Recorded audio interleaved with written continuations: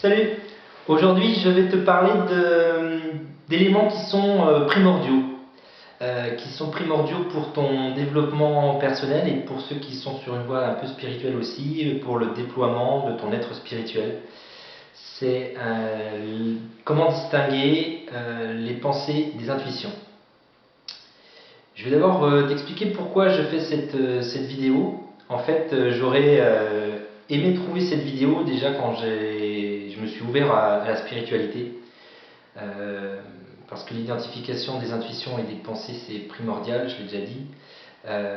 Quand j'ai été ouvert à ce domaine-là, en fait, je me suis renseigné un peu à droite à gauche. J'étais avide de connaissances et je lisais souvent qu'il fallait arriver à suivre ses intuitions et gérer ses pensées. Et surtout, identifier ses pensées et les mettre de côté.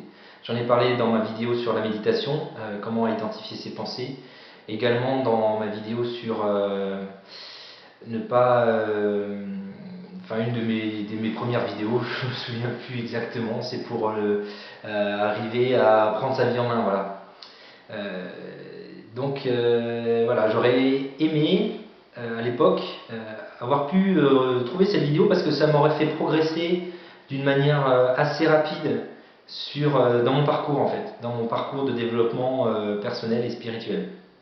Alors ceci dit, c'est pas bien grave parce que j'ai réussi à trouver, grâce à la vie et grâce à mon envie, à trouver des éléments un peu à droite à gauche pour pouvoir identifier ce cadeau qui est incontournable pour pouvoir évoluer positivement. J'ai pu apprendre ça grâce au livre de Eckhart Tolle, j'en ai déjà parlé, Le pouvoir du moment présent. C'est celui-là qui m'a fait déclencher beaucoup de choses en moi pour pouvoir arriver à percevoir ces deux éléments. Également, grâce à une guide, je vais l'appeler guide, mais voilà, c'est une thérapeute experte en mutation personnelle et professionnelle. Donc si tu te reconnais, Francine, tu vas te reconnaître forcément puisque je dis ton prénom. Merci beaucoup à toi, ça m'a bien aidé aussi à ouvrir et à comprendre vraiment cette distinction qui est fondamentale. Et puis les 4 accords Toltec de Don Miguel Ruiz. Donc là également, ne pas faire de suppositions, c'est ne pas suivre sa pensée et ses égos. Alors pourquoi c'est important de distinguer l'intuition des pensées? Je le disais, il y a pour deux raisons en fait. Si on suit ses pensées, les pensées c'est celles qui vont dire du coup ah mais ce serait mieux si c'était comme ça. Ah mais j'avais imaginé ça plutôt comme ça. Oh je pensais qu'il avait cette raison-là. Ou bien s'il agit comme ça, c'est parce qu'il fait comme ça ou qu'elle a cette idée-là. C'est aussi toutes les idées sur je suis pas capable de oui mais on m'a dit que je devais faire ça, tous ces conditionnements qui ont été intégrés par l'ego et qui du coup nous a mis une identité en tête et cette identité, enfin l'ego nous envoie du coup des pensées, des idées pour planifier son avenir, pour être dans ce qu'on connaît, comment notre entourage nous a étiquetés, comment nos parents nous ont orientés et éduqués, comment notre société, l'actualité et notre éducation nous a formatés et conditionnés. Donc tout ça, ces pensées-là, c'est des pensées qui sont assez souvent un peu lourdes aussi, qui nous bouffent de l'énergie, surtout le soir, quand on rentre du boulot, qu'on a beaucoup cogité sur nos pensées, ou même dans une journée normale où on a été beaucoup à répéter ses tracas et tout ça.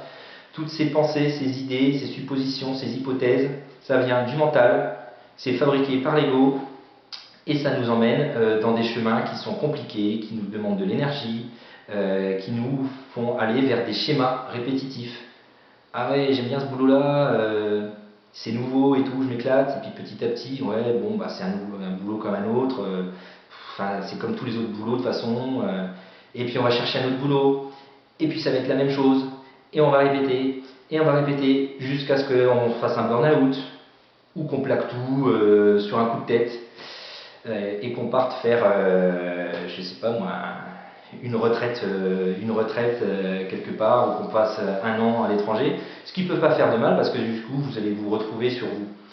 Ça peut être aussi ah non mais ce mec c'est trop mon style, c'est ces mecs là qu'il me faut, ou ces filles là mais c'est trop mon genre, il n'y a que avec des personnes comme ça que je peux être. C'est encore un schéma. Attention, ne suivez pas les schémas, ne suivez pas vos idées. Et tout ce qui, comme pas mal de youtubeurs, vous donne des conseils pour pouvoir vous adapter à des situations, pour pouvoir flirter, pour pouvoir... C'est la même chose. Tout ça, c'est fabriqué par le mental. C'est pas ce qui va vous rendre la vie facile, c'est pas ce qui va vous rendre la vie joyeuse, et c'est pas ce qui va vous rendre une vie harmonieuse dans la joie et l'abondance, et dans l'amour. Donc ça, faut oublier. Au contraire, il faut suivre ses intuitions.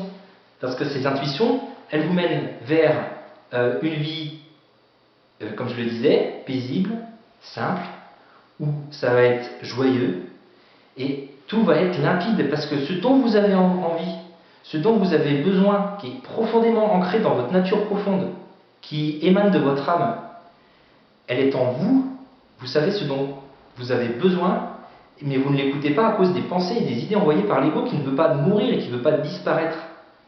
Mais votre ego, il sera toujours là. Il est là pour vous faire réagir dans certaines situations dangereuses ou pour pouvoir planifier ou organiser. Mais dans la vie de tous les jours, vous devez suivre votre nature profonde. Et votre nature profonde, c'est les intuitions. Les intuitions qui émanent de votre corps, de votre cœur. Si vous avez envie de vous rapprocher de quelqu'un, si vous avez envie de l'enlacer, si vous sentez des émotions de chaleur, de joie, d'être heureux, bah, c'est que vous êtes avec une personne qui vous plaît, alors soit sur le plan amoureux, soit sur un autre plan, j'en sais rien. Tout dépend de l'intensité de l'émotion. Voilà. Ensuite, si pour les jobs c'est pareil, si on vous propose, si la vie vous propose un cadeau, mais que ce cadeau-là n'est pas pour vous, n'est pour vous pas le cadeau qui vous correspond, parce que votre mental vous dit bah, t'es pas capable de, ou t'as pas les compétences pour, parce que de toute façon t'étais nul en maths, ou parce que de toute façon c'est pas ça que t'attends, c'est pas ça que t'espères, et pourquoi ça t'arrive à toi. Ben non, faut lâcher tout ça. Si vous allez vers vos intuitions, vous allez pouvoir, comment dire, vraiment vivre, déployer toute votre vie en fonction de ce qui est bon pour vous. Parce que ça va vous appeler, votre corps va vous appeler, et il faut écouter votre cœur. Votre cœur va vous dire ce qui est bon pour vous. Quand vous serez triste, c'est qu'il y a quelque chose qui est très fort pour vous, qui se passe. Quand vous êtes joyeux aussi, quand vous avez une sensation de malaise, par contre, que vous ne vous sentez pas bien, c'est que là, il y a quelque chose qui coince, qui n'est pas bon. Vous n'êtes pas sur le bon chemin. Si vous êtes en colère ou si vous êtes agacé, c'est pareil, c'est que vous rencontrez des tracas et c'est que c'est un chemin qui est compliqué pour vous. Il y a un autre chemin, beaucoup plus joyeux, beaucoup plus lumineux, beaucoup plus simple. Donc ça, c'était la première raison pourquoi il faut suivre ses intuitions et non pas ses pensées. L'autre raison, c'est qu'en fait, si vous êtes sur un chemin spirituel et que vous n'avez pas encore bien identifié votre nature profonde et vos intuitions, ce qui émane de votre corps, vous allez être dans un chemin spirituel impulsé par l'ego.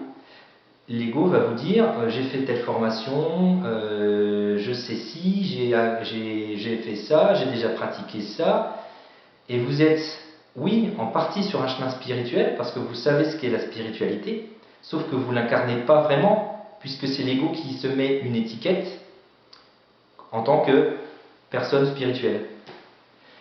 Alors que la spiritualité, c'est pour la déployer à 100%.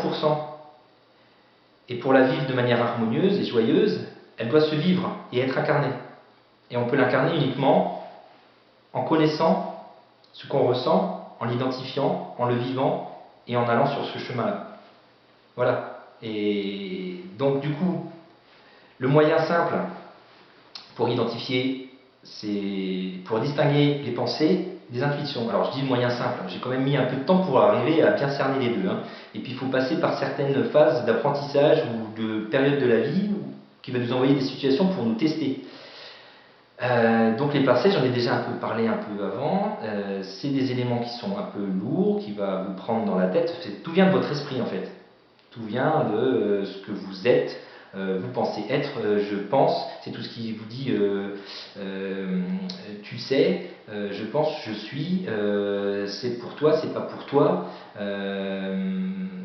Enfin, c'est assez compliqué de pouvoir l'expliquer avec des mots, mais c'est tout ce qui vous vient dans l'esprit, toutes les hypothèses, les suppositions, toutes les idées, tous les plans que vous vous faites, toutes les projections vers le futur, tout ce que vous espérez, tout ce que voilà, enfin tout ce que vous espérez, tout ce que vous espérez si vous planifiez ou si vous organisez, si vous vous dites ah si je fais ci, ça pourrait être comme ça et oh, ça pourrait être tellement mieux si ça se passait comme ça. Voilà, ça c'est des pensées. Par contre, l'intuition, en fait, elle émane de votre corps. Et comme je disais dès tout à l'heure, si vous êtes attiré par quelque chose, par une personne ou par quelque chose, si vous sentez en vous des énergies, ou si vous sentez votre cœur battre, si vous sentez de la tristesse, si vous sentez... ça, c'est des émotions positives. Même la tristesse, c'est des émotions positives parce que ça vous impacte fortement. Si vous sentez la joie aussi, surtout la joie, si vous, voilà, si vous ressentez dans tout votre corps, quoi, si ça vous fait vibrer, c'est que vous êtes dans l'intuition. Et le problème, c'est que pour ressentir ça, il faut calmer ses pensées. Parce que si vous suivez vos pensées, en fait, vos pensées vont vous dire bah non, tu ressens rien. Parce que l'ego ne veut pas disparaître, il ne veut pas mourir, il veut survivre. Donc il se sent à chaque fois menacé. Menacé parce qu'il ne veut pas que vous oubliez votre passé, il ne veut pas que vous changiez. Et en fait, changer, c'est se retrouver soi-même, retrouver son moi profond. Voilà. Donc, encore une fois, donc, là, les intuitions, ça peut être aussi des intuitions un peu difficiles, un peu négatives. Si vous êtes dans le malaise, comme je le disais tout à l'heure, si vous êtes dans l'appréhension, si vous avez un moment de recul où voilà, que vous n'êtes pas à l'aise, ça c'est votre intuition, votre corps, votre cœur qui vous dit non, non, cette personne-là ou ce chemin-là n'est pas fait pour moi. Voilà. Alors que si vous êtes appelé par quelque chose et s'il y a des signes de la vie qui vous poussent vers quelque chose, vous savez au fond de vous que vous avez une envie particulière, si en plus la vie vous apporte quelque chose qui est en résonance avec ce que vous avez envie à un moment donné, une maison, vous avez envie de trouver une maison, bah hop, tout d'un coup, vous voyez dans votre quartier ou dans une ville que vous aimez bien, une maison à vendre qui vous plaît, enfin je dis n'importe quoi, mais voilà, c'est... Vous allez le sentir, c'est comme pour un job, c'est pareil. Vous allez. Moi, j'ai déjà rencontré des personnes, le job qui était fait pour eux, ils ont tout de suite eu un coup de speed dans le cœur, quoi. Enfin, ils l'ont senti. C'était le job qu'ils attendaient. Ils ont postulé, ils sont préparés à mort pour l'entretien et ils ont eu le job. Alors que parfois leurs pensées leur disaient non mais là c'est mort, il y a 50 personnes, toi t'es pas du coin. Donc voilà, s'il avait raisonné dans ses pensées, il se serait peut-être pas préparé complètement, suffisamment, il se serait peut-être même pas présenté à l'entretien. Enfin, d'où l'intérêt de bien suivre, de bien prendre en compte toutes ces sensations, toutes ces émotions. Et donc plus vous allez calmer vos pensées, et plus ce sera clair pour vous, plus les intuitions seront claires, plus vos émotions seront claires, et plus vous saurez ce qui est bon pour vous, ce qui est juste et bon. Et ça peut vous amener qu'une vie plus facile, avec beaucoup moins de complexité. Vous allez faire du tri aussi parmi vos entourages qui ne vont pas comprendre parce que ça ne te correspond pas. Attends, on ne te reconnaît pas. Ben oui, mais parce qu'on ne te reconnaît pas parce que c'est pas par rapport à l'identité que tu t'es créé. Donc oui, ils ne reconnaissent pas. Et ça fait du bon parce que vous allez vers l'inconnu, vous allez vers l'imprévisible. Et il faut savoir perdre quelque chose pour vivre quelque chose d'encore plus merveilleux. Donc c'est ce que je vous souhaite à tous, c'est d'ouvrir ce cadeau que peut vous faire la vie et de ne pas le refuser à cause de vos pensées. Parce que si vous refusez ce cadeau, et vous allez retomber dans un schéma qui va vous remener vers de la souffrance. Et là, c'est encore un nouveau schéma qui se répète. Tant que vous n'aurez pas compris qu'il faut faire un travail sur soi, un travail d'introspection pour vraiment être à l'écoute de son cœur, ça va se reproduire à nouveau. Donc je vous conseille du coup par la méditation de pouvoir identifier vos pensées et puis les faire sortir de votre esprit petit à petit à chaque fois qu'elles arrivent, d'aller peut-être dans le silence, d'aller vous balader, à chaque fois vous identifiez, tiens, et plus vous allez prendre conscience que telle chose c'est une pensée, qu'il faut la prendre comme telle et rien d'autre et ne pas la suivre, et ben vous aurez tout compris. et ça sera beaucoup plus clair pour vous. Donc c'est tout ce que je vous souhaite. Voilà, donc j'espère qu'à partir de maintenant, tu vas faire comme tu le sens, écouter ton cœur. Merci à toi et je te souhaite une vie merveilleuse.